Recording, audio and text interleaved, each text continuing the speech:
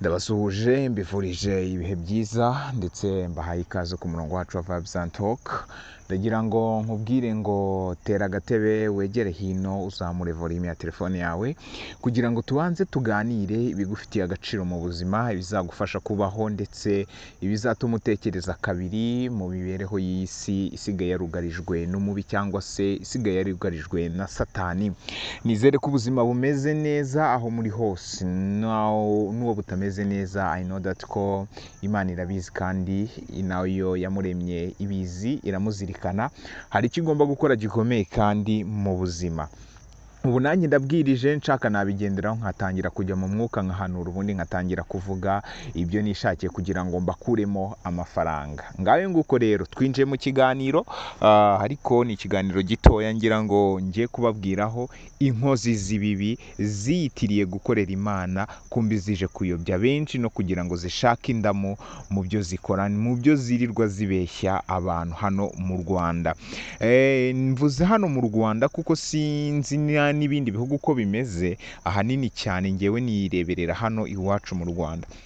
Ni idini ndibuze kuvuga idini rya ADEPR, idini ry'Abangilikani ndetse n'utundi tudini tw'inzaduka turi hirya ngo ama restoration n'ibiki.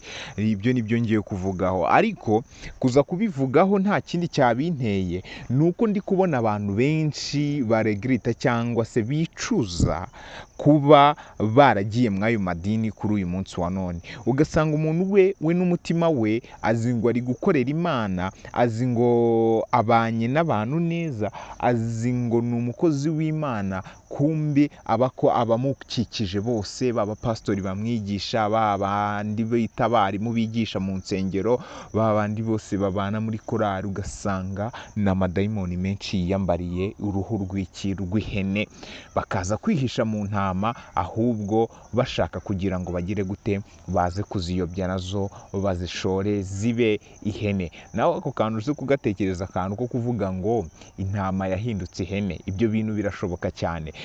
Birashoboka nibyo, kuko muri Bibiliya baravugaga ngo hari isomo ririmo rivuga riti nizazimiye tuzagire gute, tuzazigarure mu murongo. Ariko uyu munsi wa none siko bimeze, ahubwo izitarazimira nazo bari gushaka kugira ngo bazizimize zizimire burundu. Wenda abantu mukurikirana social media cyane mukunze kubonaho ibintu bijyanye n'amadini byo kuvuga amagambo abera mu madini indani, abera muri korari, ngo ubutumwa, ngo bantumye, ngo runaka, ngo na runaka. Ariko ibyo tubona urugero rutari rwiza cyane rwitwa Pastor Mutesi n'uwitwa Mama Chance n'abandi bose baca ku gicano hariya cyitwa ngo ni Zaburi, n'abandi bose bagenda baca ku bicano bigiye bitandukanye nk'isimbi, bagenda bavuga amagambo ngo ubutumwa ngo Imana yababwiye ngo gushyira runaka na runaka, ngo ibi n'ibi. Kumbi bari gushaka ifoto, bari gushaka kugira ngo babonwe n'abantu, bari gushaka kugira ngo berekane bwa buyobe bwabo, babushyire mu bantu. Nibamara kubushyira mu bantu, abantu benshi babayoboke, nibamara kubayoboka babakuremo amafaranga yo kugira ngo uyu munsi wa none babe bariho bibereho, ayambare neza, anywe neza, ajye neza, n'ibiki. Ndabaha urugero rwihuse cyane kikwereka ko izi twita ko ari intama, zimwe muri zo ni ihene. Icyo kintu mucyiteho, icyo twita ko ari intama, zimwe muri zo ni ihene. Uwitwa Pastor Mutesi mu gihe cyatambutse hagiye hanze amajwi ariko arimo arikinisha cyangwa se ari gukora icyo bita video call sex, n'ukuntu bakora imibonano kuri telefone. Twumva amajwi agiye atandukanye, murabizi induru, hazamo ibintu byo kwicana, hazamo ubugambanyi bukomeye buhambaye, kandi uyu nguyu mu mazina ye hongeraho Pastor Mutesi, hongeraho Pastor akongeraho Mutesi, bakavuga ngo ni Pastor Mutesi. Uriya nawe ashobora kujya hariya kugira ngo abonwe n'abo bantu, ajye abona uburyo bwose ari bubona abo ba diaspora baze bakora izo video, bagire gute, bakora amabi yose, ayibonera abagabo, yibonere n'ibindi. Twebwe tukagira ngo ni ubutumwa bwiza buturutse ku Uwiteka arimo aratubwira, ahubwo arimo arishakira ifoto yo kugira ngo abo bantu bamenye. Ikimenyimenyi ntago ashobora kujya kuri ya cano ya indi itari cano itwika koko hano mu gihugu. Ntago wamutumira ufite cano cano iri munsi y'ibihumbi 30 ngo apfe kuza ngo mwumvikane. Reka abashaka iz'ibihumbi 300, 400, 500 kugira ngo ya sosiyete yaho imukurikira abone uko ayiyobya neza. Reka tujye no kuri uyu mugore witwa Mama Chance umaze iminsi uri kuvugwa, ngira ngo mwiri kubibona ko namukozeho ibiganiro byinshi, nuko ngewe namaje kubona ko nawe ni ihene yaje mu ntama yiyambika uruhu rw'intama, kumbi imbere ari iki, ari ihene. Nibyo koko ngewe nagiye mbibona kenshi, ukabona umuntu araje yari ari kuvuga bisanzwe, arimo araganira n'umunyamakuru ngo ahise ajya mu mwuka avuza amagambo nta mana we, mbega amagambo aratitiye.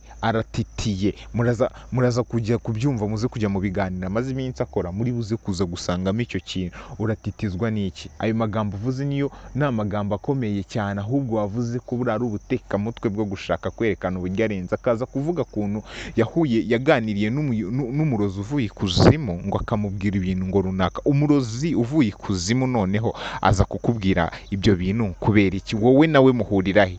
Niba se uri intama koko ukorana n'umwuka w'Imana ukubamo, Imana igutuma ku bantu, ni gute noneho ujya gukorana n'iki n'abo bazimu? Ni gute uwo murozi aza kureba umuntu? Ubundi umuntu areba mugenzi we, ntabwo umurozi yaba azi yuko ukorera Imana nyamana ngo narangiza aze kukureba. Ntuzaraza kukurebamo iki? kandi ko waba ikiba gihari ko ari uko waba akwiye kukugendera kure, kuko azi yuko umwuka wawe udahamanya n'uwe, cyangwa se ibikorwa bye biba bidahamanya n'ibye. Tuzi ko Imana yacu ifite ubushobozi, ndetse ahantu Imana yakandagira Satani ntago yaza kuhakandagira nawe uyu munsi wa none, kuva bagirana urubanza Satani akoherezwa muri iyi si, sibyo?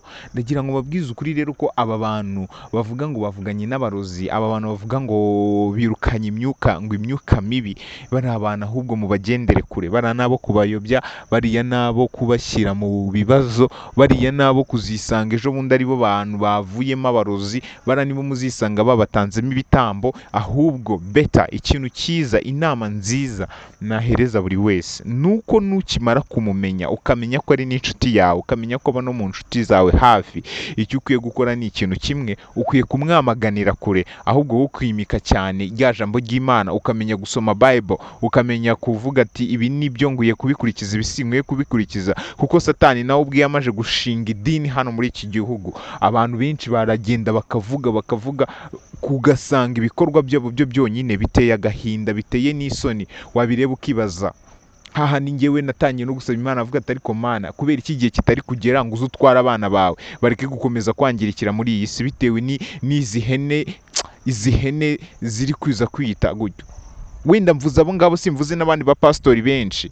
Abandi bapastori benshi noneho bo bagiye bakimika bagakora ikintu nk'icyo ngicyo, bo bakamara no kugafata nzabaha ubuhamya cyane bw'umuntu witwa Gitwaza, ahantu ibintu byo kuvuga ngo yagiye ngo agikuzima ahantu byaturutse. Muzanyemerere tubiganireho mu kindi kiganiro ngomba kubategurira. Ibyo nabyo muzamenya buri kimwe cyose, kuntu ibi bintu byahindutse business, kuntu ibi bintu abantu basigaye babikora bashaka kwikururira cyangwa se kwibonera amafaranga, kwibonera indamo, gutunga, kugira ubutunzi, kugira imodoka nziza, inzu nziza, abana bakiga ahantu heza, umugore akambara amawakisi ya buri munsi. Ibyo bintu biratubabaza, kandi Uwiteka Imana azareba icyo abikoraho. Nge iki kiganiro nagikoze kubera agahinda nari mfite, kubera abantu nabonaga biyoberanya, bigira abantu beza, kandi nta bwiza bafite, nta bwiza bwabo. biba bibabaje cyane, munyihanganire. Reka mbashimire cyane wowe wakoze subscribe. Ngiye mba ndi gushaka wenda views cyangwa se n'ayo mafaranga, ariko mba nshaka no kugira ngo mu bantu mwebwe ubwanyu namwe mugire ibintu mutekereza muri mwebwe. Reka kumva ngo Junior ngo ari gukorera ngo amafaranga, ngo niyo mpamvu ari kuvuga ibi ngibi, ngo Kayi nuko yabaye. Ndi kuyakorera, ariko ndimo ndanashaka kugira ngo namwe mujijuke, mugire ubwenge, mugire ibindi bitekerezo birenze ibyo zino hene ziri kubigarurira zifite. Satani wamurwanya ukamutsinda.